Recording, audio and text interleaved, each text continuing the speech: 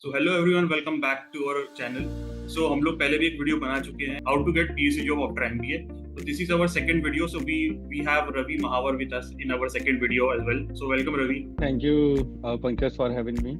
तो रवि, जो हमने लास्ट वीडियो बनाया था उसमें बहुत अच्छा रिस्पांस आया और काफी सारे क्वेश्चंस आए। ऑलमोस्ट 8000 व्यू आ चुके हैं अभी तक। तो बहुत सारे लोगों के क्वेश्चंस हैं, तो इसमें हम लोग काइंड ऑफ Q&A और थोड़ा सा और डिटेल में जाएंगे on how to get a PSC job after MBA. So Ravi, पहले तो मैं जानना चाहता हूँ कि आपने कौन सा पेपर दिया था और उसका कोड क्या था और उसका पैटर्न क्या रहता है, ये सब मुझे थोड़ा सा। So, Pankaj, I have appeared for paper code 55, which is, which is for labor law and personal management and industrial relation.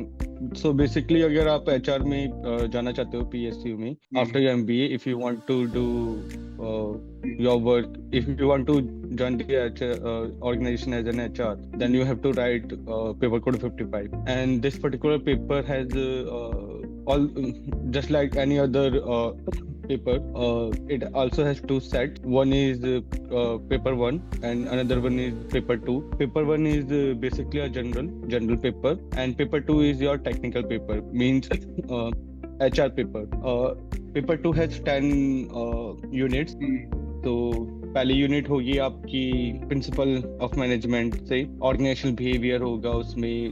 Third unit मतलब ऐसे टोटली 10 यूनिट्स होगी। इसमें लेबर लॉज भी होगी, इंडस्ट्रियल रिलेशन भी होगी, लेबर मार्केट भी होगा और मैनी मोर। अच्छा, तो ये पेपर एक साथ हो जाते हैं दोनों, या फिर मतलब कि कुछ टाइम ड्यूरेशन रहता है, अलग अलग होते हैं, लाइक प्री मेन रहता है कि एक साथ दोनों एग्जाम हो जाते हैं? टोटल 3 आवर ड्यूरेशन होता है, जिसमें से 1 आवर पेपर 1 के लिए होता है एंड 2 आवर्स पेपर 2 के लिए होता है। अच्छा। तो उसके बाद इसका सिलेक्शन क्राइटेरिया कैसा रहता है? इसमें 10 12 का भी कुछ वेटेज रहता है, या फिर सिर्फ आपने एग्जाम क्लियर करा देन इंटरव्यू, और इंटरव्यू का भी कुछ मार्क्स रहते हैं कि इंटरव्यू और एग्जाम के दोनों के कुछ मार्क्स? नहीं, बेसिकली यूजीसी नेट जो होता है वो आपका पीएसयू के लिए डायरेक्टली पेपर नहीं होता। वो एज अ पीएसयू एक्सेप्ट कर लेती है वो paper, but it is for PhD. If you clear, मतलब इसमें दो चीजें होती है। एक तो होता है जेआरएफ बहुत ही लिमिटेड बच्चे ही क्लियर कर पाते हैं, बहुत ही लिमिटेड एस्पिरेंट ही क्लियर कर पाते हैं। ऑलमोस्ट 0.1% ऑफ टोटल पॉपुलेशन है ना, जो भी बैठते हैं एग्जाम में।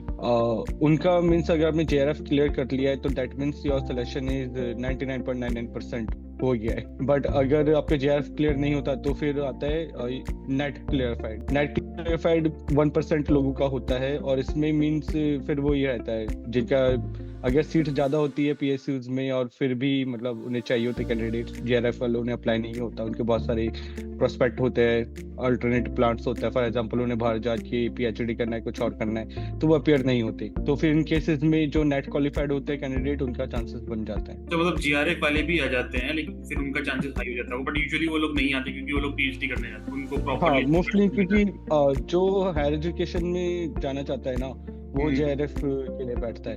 पर अब पैटर्न चेंज हो रहा है, लोग जॉब मार्केट में वैसे ही मींस प्रॉब्लम चल रही है, तो लोग अगर कोई पीएसयू करना चाहता है या फिर कोई जेआरएफ क्लियर कर रहा है तो ये सोचता है कि मींस रिसर्च हम बाद में कर लेंगे, पहले जॉब सिक्योर करते हैं। तो इसका सिलेबस कैसा रहता है? मतलब कि अगर जैसे कि मैं बात करूँ इसका एमबीए अगर किसी ने किया हुआ है, तो एमबीए में जो एचआर के पूरे सब्जेक्ट्स पढ़े हुए हैं वो मोर देन इनफ रहता है कि थोड़ा डीप में या डिटेल में जाना पड़ता है? देखो, जो एमबीए में पढ़ता है ना, उसका पैटर्न अलग होता है। वहाँ पर हमें केस वाइज स्टडीज करवाई जाती है, सिलेक्टेड चीजें ही बताई जाती है और उसका प्रैक्टिकल इम्प्लीमेंटेशन हमें बताया जाता है, राइट। बट इधर जो क्वेश्चंस आते हैं ना, वो आपकी जैसे कोई भी अनदर एग्जाम हुआ, आपका यूपीएससी हुआ या फिर जेई मेंस हुआ, इंजीनियर्स वाले हुए, या और कोई एग्जाम ले लीजिए, अब कैट हुआ, वहाँ पर मतलब मेमोरी बेस्ड क्वेश्चंस होते हैं। पीवाईक्यूज के बेसिस पे काफी क्वेश्चंस आते हैं। आपको चीजों मतलब फैक्ट्स पता होना चाहिए कि भाई कैसे क्वेश्चन पास्ट में आए हैं,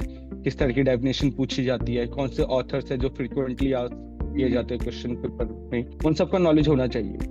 तो वहाँ पर अगर आपको क्वेश्चन का आंसर पता है तो पता है, नहीं पता तो you will be wasting the time.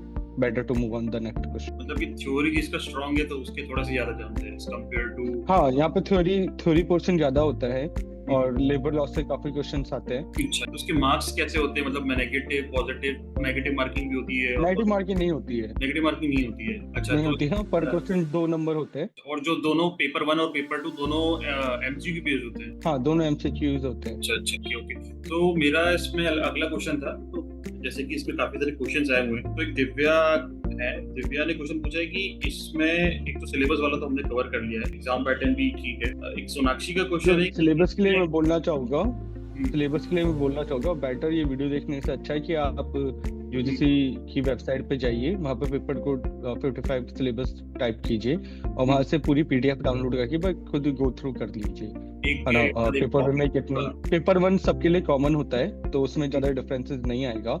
वो आप कोई सा भी पेपर कोड का एग्जाम दो, सबके लिए पेपर 1 सेम है। पेपर 2 जो होता है वो सबका डिफरेंट होता है, सब्जेक्ट बेस्ड होता है, तो उसका आप सिलेबस डाउनलोड करो वेबसाइट से और एक बार गो थ्रू कर लीजिए क्या क्या यूनिट्स है, किस यूनिट में क्या पूछा जा रहा है, उसके हिसाब से तैयारी करो तो बेटर रहेगा, क्योंकि हम यहाँ पे वीडियो में पूरा 10 यूनिट कवर नहीं कर सकते। ओके, सो इसमें नेक्स्ट क्वेश्चन पूछा था सोनाक्षी ने, तो currently she is pursuing MBA, तो एज अ फ्रेशर कोई पीएचयू में अप्लाई कर सकता है क्या just after MBA without vacancy? हाँ, पीएचयू में जनरली यूजीसी नेट में जो वैकेंसीज आती है ना, उसमें वर्कर्स की रिक्वायरमेंट नहीं होती। बहुत सी कंपनीज होती है पीएचयू में ही, जैसे गेल हुआ, ओएनजीसी हुई या फिर बेल हुआ, वो जब सेपरेट एग्जाम लेते हैं उसमें 1 ईयर का एक्सपीरियंस वो मैंडेटरी कर देते हैं, राइट। तो डिपेंड करता है company to company, exam to exam.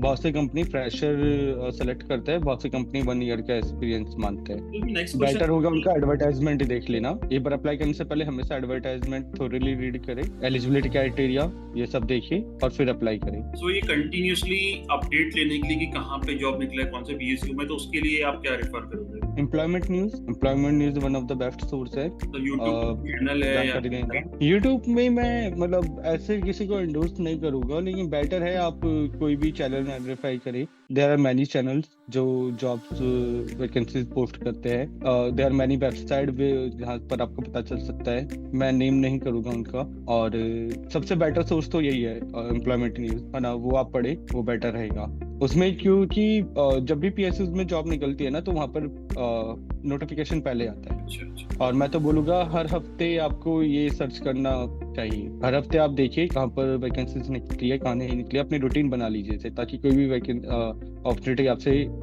Loose ना हो। तो इसमें नेक्स्ट क्वेश्चन था कि इसमें एमबीए फाइनेंस वाले के लिए भी कुछ अपॉर्चुनिटी रहती है क्या पीएसयू में, या फिर एमबीए किसी ने एमबीए फाइनेंस के लिए नहीं, एमबीए फाइनेंस के लिए जनरली तो डिपेंड करता है company to company. Majority of company would be selected directly from ICA institution जो होता है चार्टर्ड अकाउंटेंट का, वहां से वो कॉस्ट अकाउंटेंट और ये चार्टर्ड अकाउंटेंट का डायरेक्टली कैंपस रिक्रूटमेंट होता है, उनके लिए अलग से नहीं निकलता।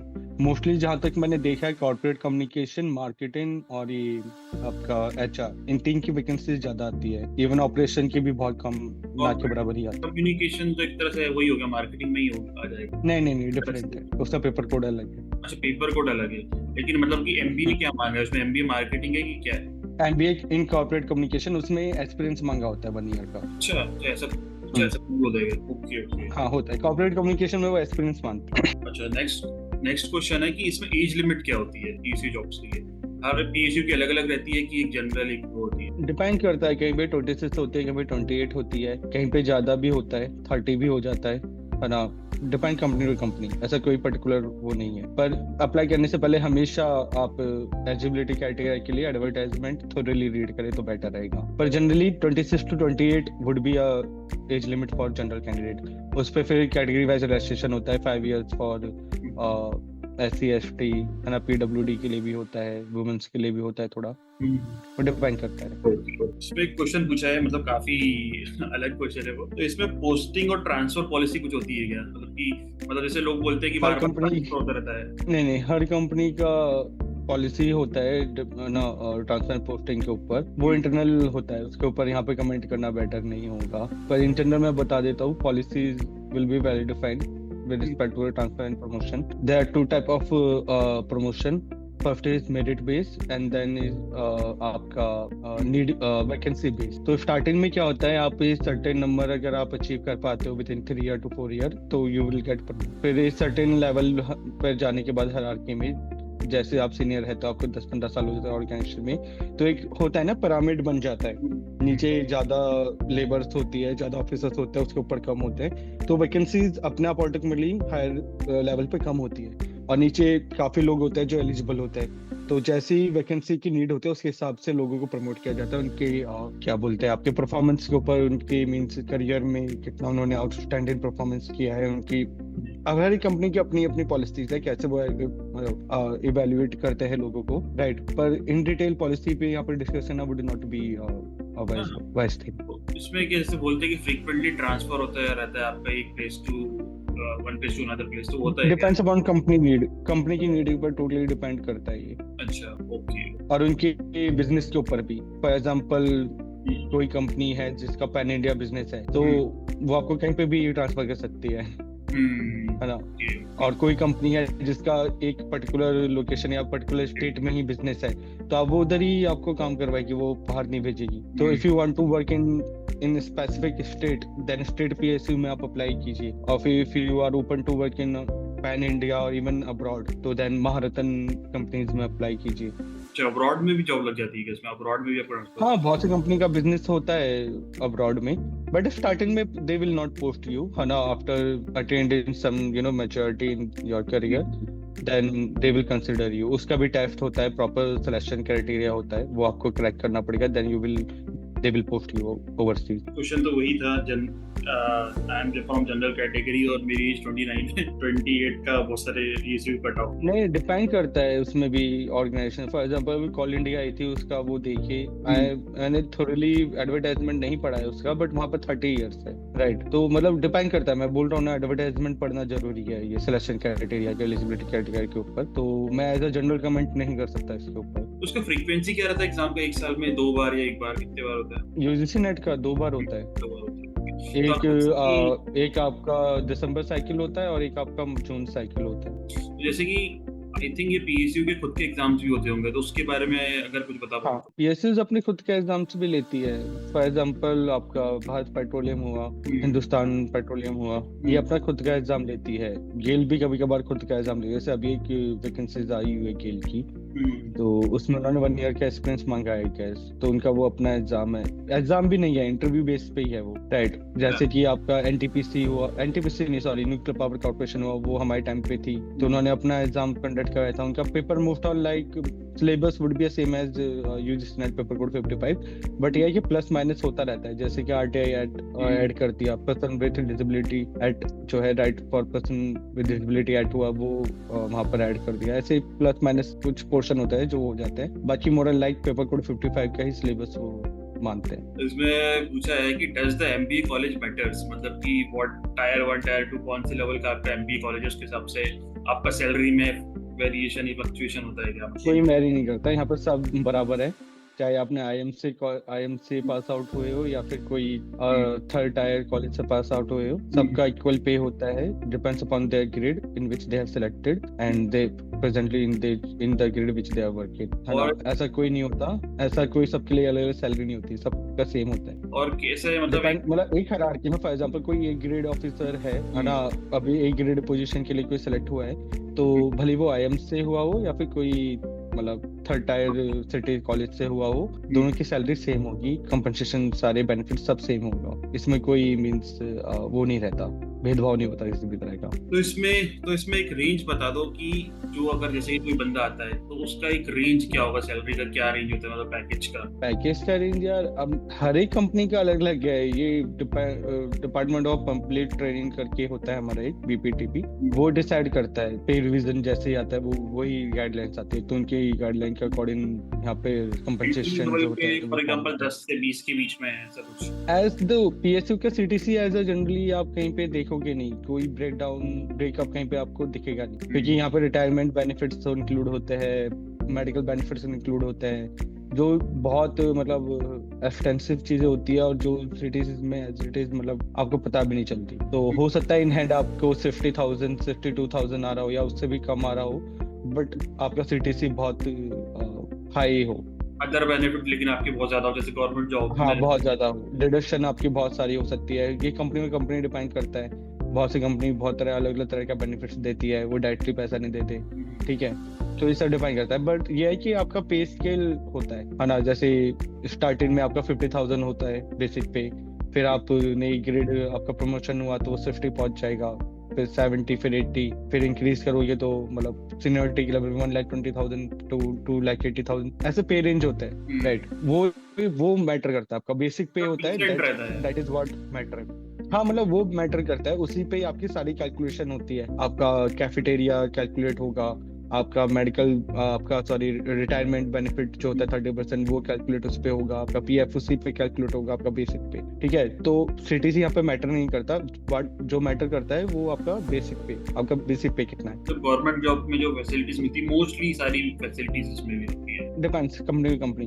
तो इसमें एक पूछा है क्वेश्चन कि ट्रेनिंग पीरियड कैसा होता है, मतलब क्या होता है ट्रेनिंग में और कैसा पीरियड रहता है उसका? ये कोई मतलब एक एब्सोल्यूट आंसर नहीं है, हर कंपनी का अपना ऑनबोर्डिंग शेड्यूल अलग होता है, एक्सपीरियंस अलग होता है, जिस भी पीस में आप है ना। और ये नहीं एक ही कंपनी में मल्टीपल ईयर्स में अलग तरह का ऑनबोर्डिंग प्रोसेस होता है। कभी 3 महीने की ट्रेनिंग हो सकती है, कभी 1 मंथ की ट्रेनिंग हो सकती है, लेकिन सब जगह 1 ईयर का प्रोबेशन पीरियड होता है जो आपको क्लियर करना होता है। ओके, सो इसमें जैसे कि आपने कॉर्पोरेट में भी जॉब की है और इसमें भी जॉब किया है, तो क्या डिफरेंस लगा मतलब दोनों में? तो इसमें भी काफी टाइम हो गया है।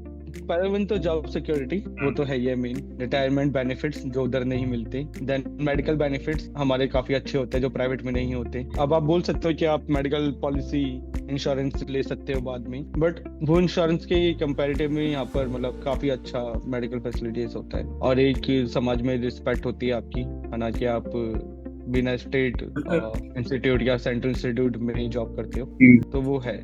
और पीस ऑफ माइंड होता है, एक सर्टेन लिमिट तक ही होता है, बट वही अब हर तरफ मींस परफॉर्मेंस बेस्ड चीजें हो रही है। तो ऐसे नहीं सरकारी जॉब है तो आपको परफॉर्म नहीं करना, you have to perform, you have to give your best in your in your portfolio, you have to outperform the task and give your best, उसके बाद ही मतलब होता है। वर्क लाइफ बैलेंस कैसा होता है?